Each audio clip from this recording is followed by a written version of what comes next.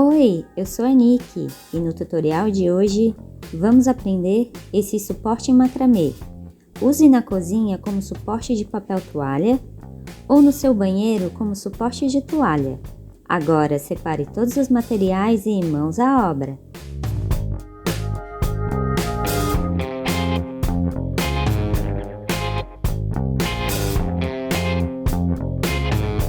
Dobre a linha ao meio e prenda com nó laçada.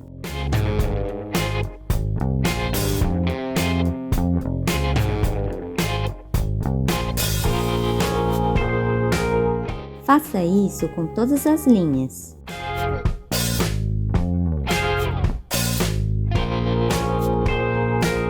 Vamos começar a trama, me acompanhe no vídeo. Trabalharemos com o nó festonê e o nó quadrado.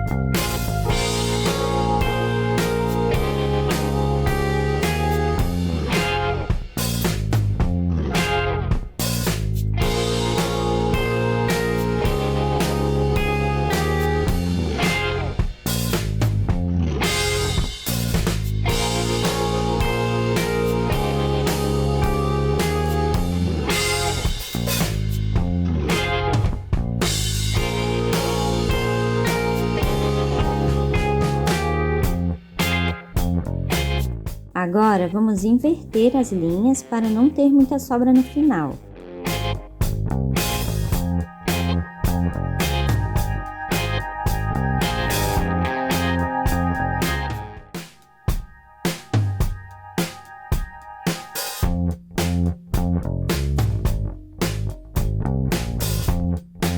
Agora faça mais 13 nós quadrados.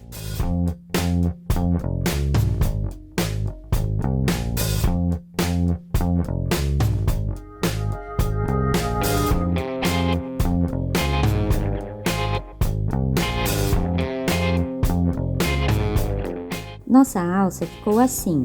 Foram 13 nós quadrados, depois invertemos as linhas e mais 13 nós quadrados. Agora faça outra alça igual essa aqui. Já fiz a outra alça e eu já fiz o encaixe do bastão aqui nessa alça. Agora vamos fazer juntos desse lado aqui. Me acompanhe no vídeo.